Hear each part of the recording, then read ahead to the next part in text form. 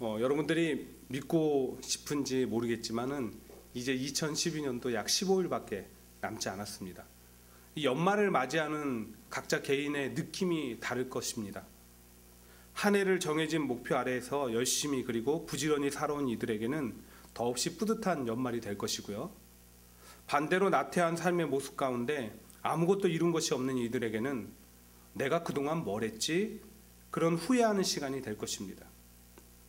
이는 신앙적으로도 마찬가지라고 생각합니다.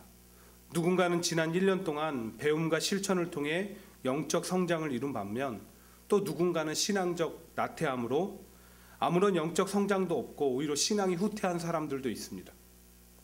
하지만 그것이 삶이든 신앙이든 우리가 후회만 하며 연말을 보낼 수는 없습니다.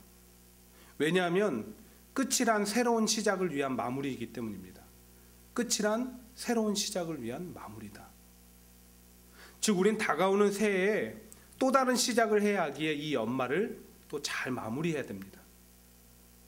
그런 의미에서 저는 지난 2주간 여러분들과 함께 본문의 말씀을 가지고 30배, 60배, 100배의 열매를 맺는 신앙생활을 위해서 현 우리의 신앙과 영적 상태를 점검해보고 또 열매 맺는 좋은 땅과 같이 되기 위한 실천 방안도 함께 나누어 보았습니다. 이럴 때 퀴즈를 내면 좋겠지만 그냥 간단히 제가 한번 정리를 해드릴게요. 길가는 준비되지 않은 상태에서 예배를 드리고 말씀을 듣는 신앙인들을 가리키니까 그런 자들은 무엇보다 준비된 마음가짐과 태도를 갖는 것이 중요합니다. 바위나 가시떨기 속은 우리 삶의 시련과 같은 외부적 환경 변화와 세상의 염려와 재물과 쾌락에 대한 욕심과 같은 내부적 환경 변화를 의미하니까 이를 이겨내고 열매 맺기 위해서는 농부 되시는 하나님과 교제해야 된다고 말씀드렸습니다. 농부가 식물을 환경 변화로부터 돌보듯이 하나님께서 연약한 우리를 돌보고 지키시기 때문입니다. 이제 오늘은 마지막 시간으로 좋은 땅에 대해서 살펴보도록 하겠습니다. 사람들이 어떤 일을 행하려고 하거나 결정할 때 살피게 되는 것이 있습니다. 바로 조건입니다. 얼마나 실생활에 깊숙이 들어와 있고 그 바라보는 눈이 냉철한지 사실 조건이라는 것은 살핀다는 표현보다 따진다는 표현을 많이 씁니다. 조건을 따진다.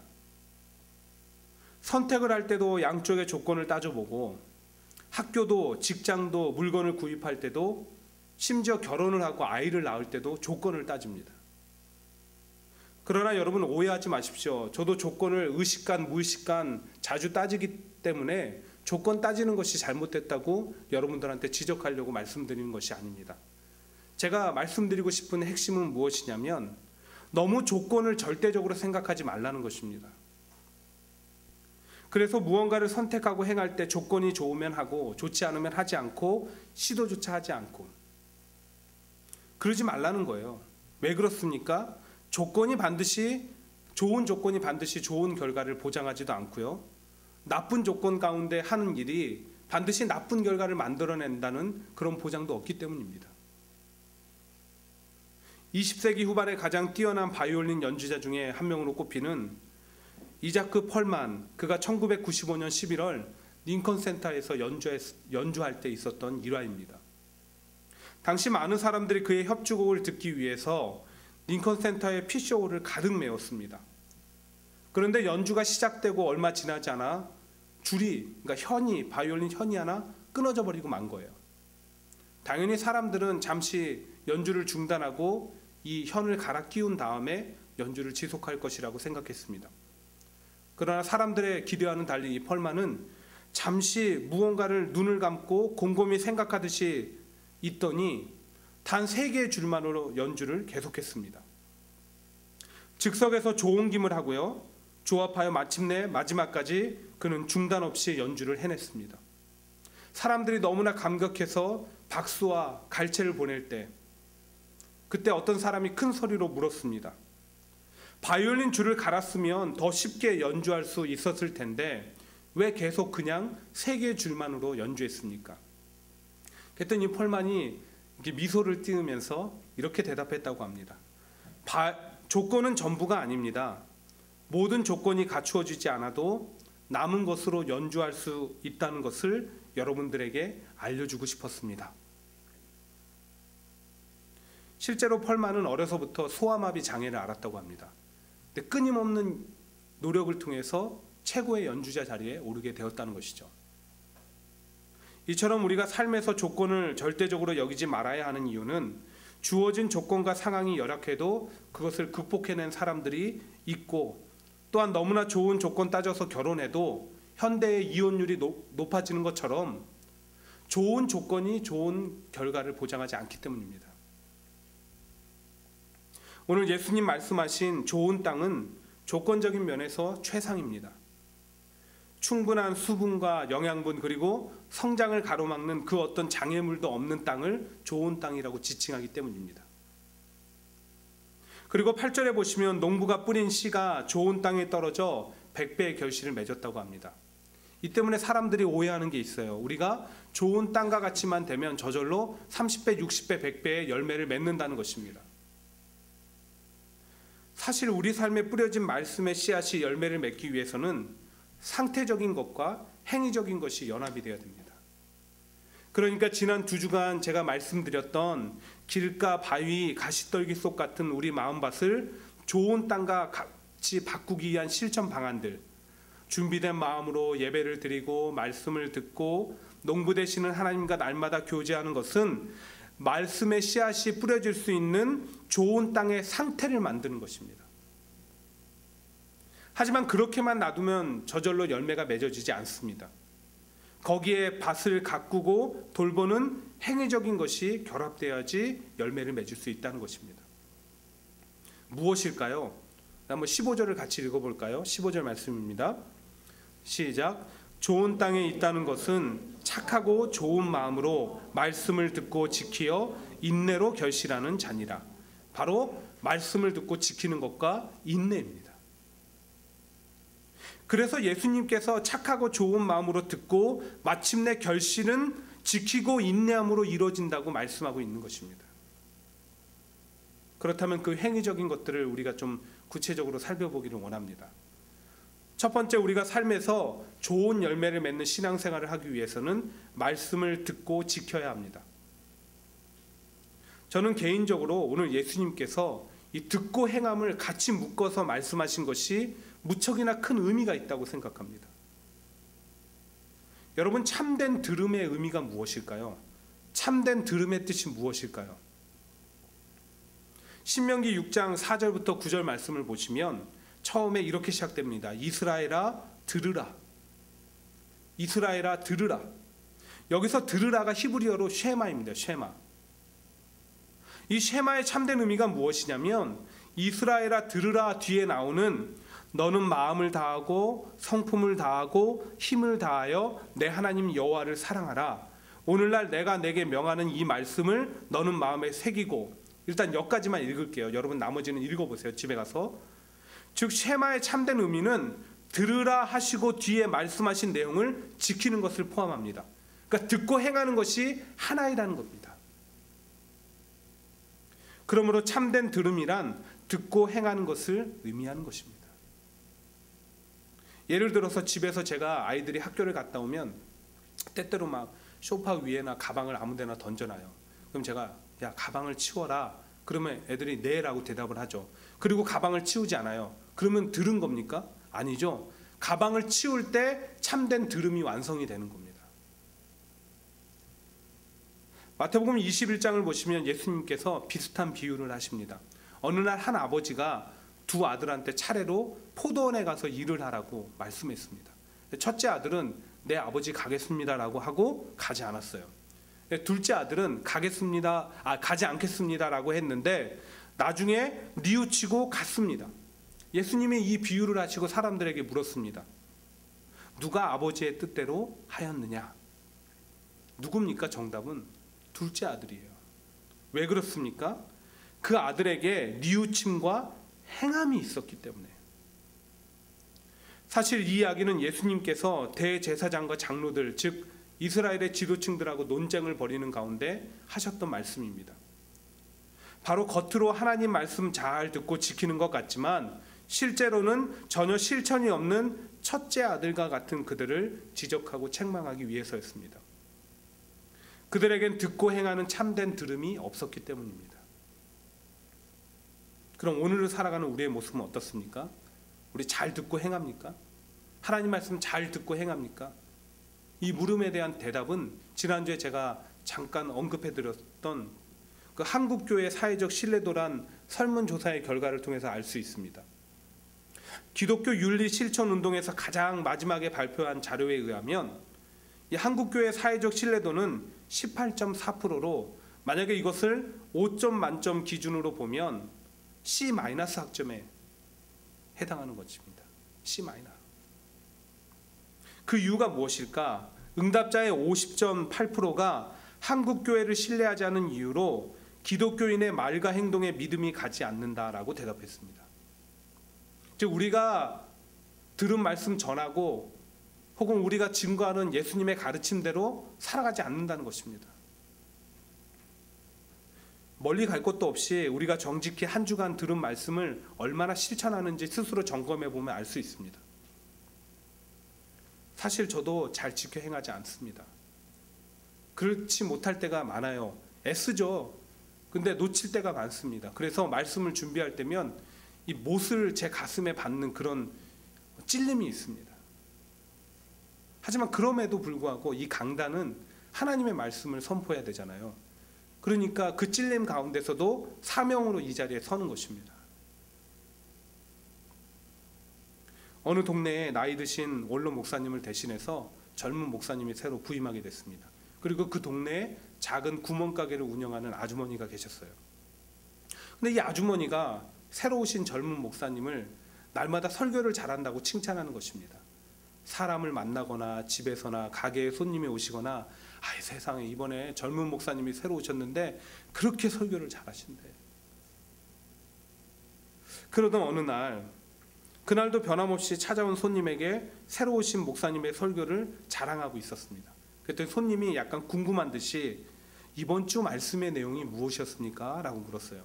그러니까 아주머니가 이렇게 대답하는 거예요. 저는 가게 때문에 시간이 없어서 한 번도 교회를 나가본 적이 없습니다. 그 사람이 깜짝 놀라서 그런데 어떻게 목사님이 설교를 잘하는지 아십니까? 라고 물었어요. 아주머니가 대답하시기를 네, 그 목사님이 새로 부임하신 이후에 그 교회 성도들이 외상값을 잘 갚습니다. 이랬다는 거예요. 이것이 실화인지 아니면 지어낸 얘기인지는 잘 모릅니다. 근데 이 안에 교훈이 담겨져 있습니다. 바울은 로마서 10장 17절에서 믿음은 들음에서 난다라고 얘기합니다. 그렇다면 우리 안에 들음으로 생겨난 믿음을 어떻게 증명할 수 있습니까? 참된 들음은 바로 행함을 통해서입니다. 그렇습니다. 우리 믿음과 말씀의 열매는 행함으로 증명되고 맺어진다는 교훈이 그 얘기 속에 있다는 거예요. 우리가 성경 속에서 위대하다고 꼽는 인물들은 그만큼 행함으로 믿음을 증명해내었고 남겨진 열매가 있기 때문입니다. 사랑하는 여러분, 현대 신앙인들이 말씀을 듣고 말씀대로 사는 것이 힘들다고 얘기를 많이 합니다. 저도 알고 있습니다. 하지만 야고보는요, 너희는 말씀을 행하는 자가 되고 듣기만 하여 자기를 속이는 자가 되지 말라고 했고요. 또 행함이 없는 믿음은 죽은 믿음이라고 강조했습니다. 그러므로 우리가 지금 마음에 새겨야 할 것이 있다고 한다면 작은 행함은 작은 은혜가 우리에게 있고요. 큰 행함은 큰 은혜가 있다는 것입니다. 그리고 들은 말씀을 실천하기 위해서 최선을 다합시다. 그럼 참된 중심이 있다면 때론 실패하고 넘어져도 우리 하나님 기뻐하실 것입니다. 그 하나님의 기쁨이 되기 위해서 또한 30배, 60배, 100배의 열매를 맺기 위해서 말씀을 듣고 지키는 저와 여러분 되시기를 주의 이름으로 축원드립니다. 두 번째, 우리가 삶에서 좋은 열매 맺는 신앙생활을 하기 위해서는 인내가 필요합니다. 인내. 제가 말씀을 시작하면서 너무 조건을 절대적으로 생각하지 말라고 그렇게 말씀을 드렸죠. 그 이유는 나쁜 조건과 환경을 극복한 경우가 있고 또 좋은 조건이나 환경이 반드시 좋은 결과를 보장하지 않는다고도 말씀드렸습니다. 저는 개인적으로 현대 신앙인들의 그 신앙적 환경이 또 삶의 환경이 좋아지면서 우리가 빼앗긴 것이 있는데 인내를 빼앗겼다고 생각합니다. 제가 중학교 2학년 때로 아마 기억하고 있는데요. 교회가 창립 11주년을 맞이하여서 교회 건축에 부푼 꿈을 안고 성전 구입할 수 있는 땅을 매입했습니다. 임시 성전에서 예배할 때였습니다. 근데 아마도 동네에 교회가 들어온다는 소문이 퍼졌나 봐요. 그때부터 동네 사람들의 핍박이 시작됐습니다. 사람이 악해지니까 무섭더라고요. 어떻게 하느냐? 예배를 드리는데 와서 휴대용 확성기에 사이렌을 울리는 겁니다. 북을 치고 꽹가리를 치고, 심지어는 자기 집에 애완견에 똥 있죠? 그것을 막 뿌리는 겁니다. 예배 시간에. 만약 오늘날 이런 일이 벌어졌다면 현대 성도들의 반응은 어땠을까요? 모르긴 몰라도 대부분은 교회가 여기뿐이야? 슬금슬금 빠져서 다른 교회로 다 옮겨갔을 겁니다. 하지만 그때 성도들은 더 단단히 뭉쳐서 성전 건축을 완성해냈습니다. 사실 제가 어린 시절에 겪었던 교회를 향한 핍박은 약과입니다. 초대교회는 핍박을 피해서 흩어져 자기 땅 버리고 흩어져 살아야 했고요. 목숨 넣어놓고 예배하면서 언제든지 붙잡혀가면 죽을 각오를 하고 하나님 믿었습니다. 한국의 올림픽대로를 따라 달리다 보면 양안진이라는 곳이 나옵니다. 거기 보면 수백 개의 무덤이 있습니다. 그 무덤이 무엇일까요? 한국 기독교 초기 역사 때 이 땅에 생전 듣지도 보지도 못한 대한민국 땅에 와서 그렇게 죽어간 선교자들, 선교사들과 그의 가족들의 무덤입니다.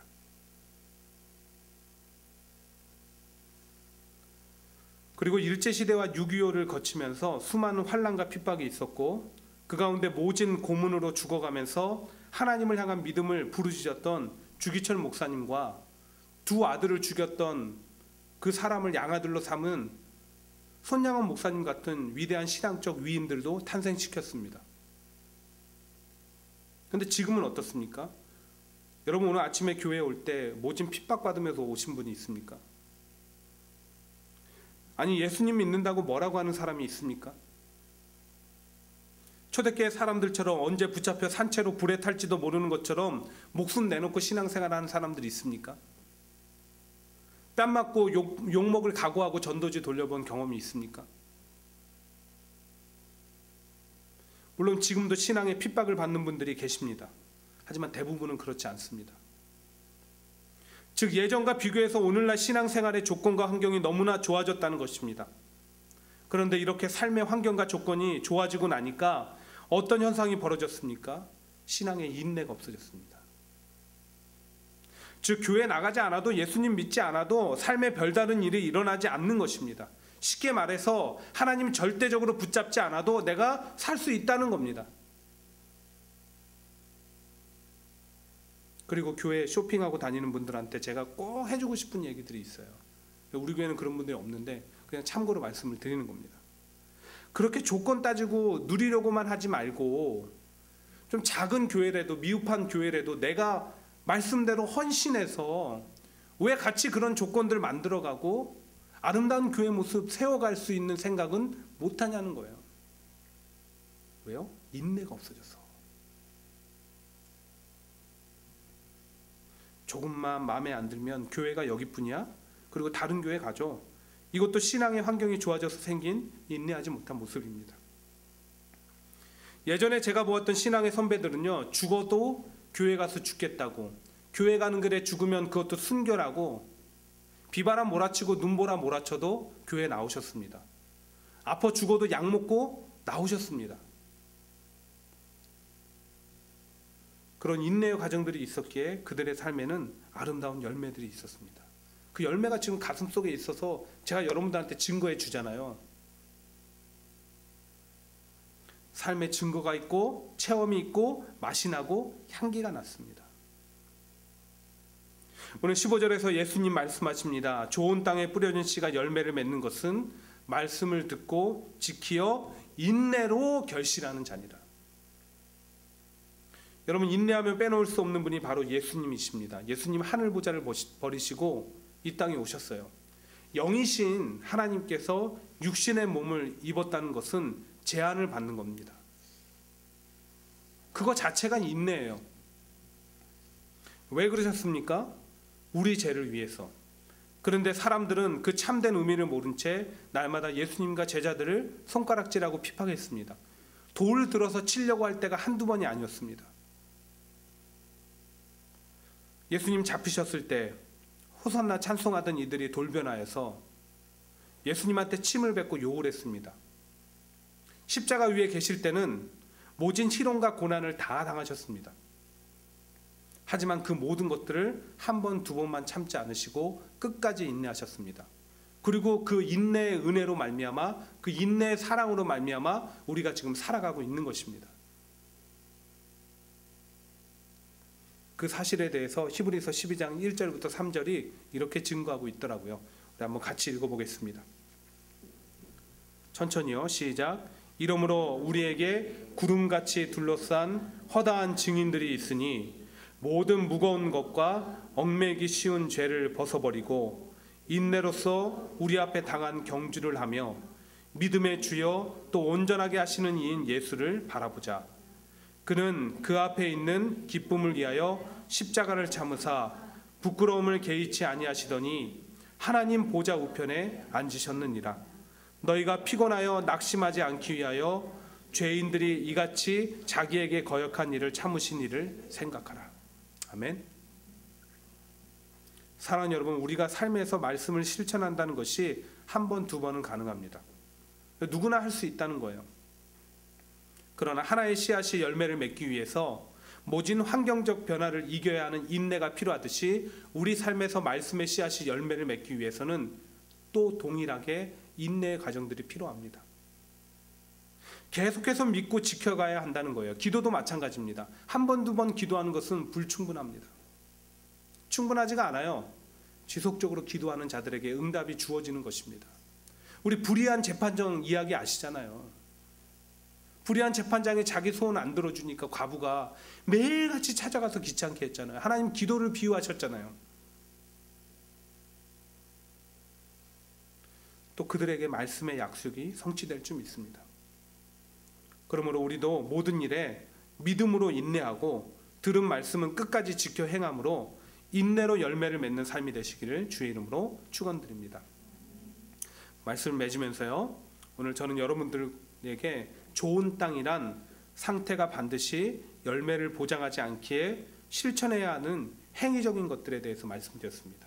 그것은 말씀을 듣고 지키는 것과 끝까지 인내하는 것 두 가지입니다. 그런데 우리가 정말 말씀을 듣고 지키고 믿음으로 인내해야 하는 진정한 이유가 따로 있습니다. 오늘 예수님 8절부터 10절에서요. 들을 귀 있는 자들은 들으라 말씀하시며 오늘 씨 뿌리는 자가 천국의 비밀이라고 얘기하셨습니다. 이 비유가 천국의 비밀이라고 얘기하셨어요. 즉 그런 실천과 인내가 있는 자들이 소유한 믿음이 천국에 이르게 하는 믿음이라는 것입니다. 우리 그날 바로 예수님께서 저 천국에서 우리를 맞아주시고 그날의 예수님 품에 안길 때까지 내 앞에 있는 것이 아무리 좁은 길이라 할지라도 함께 걸어가기를 원합니다. 왜요? 거기 이미 예수님의 발자국이 있기 때문에 우리가 그 발자국만 따라서 가면 됩니다. 그럼 천국에 이를 뿐 아니라 삶에서도 아름다운 말씀의 열매를 맺는 신앙인들이 될 것입니다. 이런 결단과 각오를 가지고 한 해를 잘 마무리하시고요. 또 시작하는 믿음의 성도들이 되기를 주의 이름으로 축복합니다.